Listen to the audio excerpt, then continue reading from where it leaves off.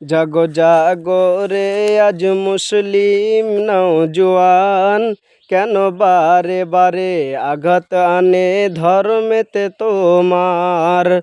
কি দোষ করেছি, কি দোষ করেছি বলো গো সরকার বাহাদুর? মুসলমানের প্রতি কেন গো তুমি হও এত নিষ্ঠুর? কখনো বা সন্ত্রাসী বলে মোদেরকে ছাতাও, কখনো বা চুরির দায়ে জেলেতে ভরে দাও। আলেম উলামা, আলেম উলামা এরা তো কখনো চুরি তো করে না, কেন?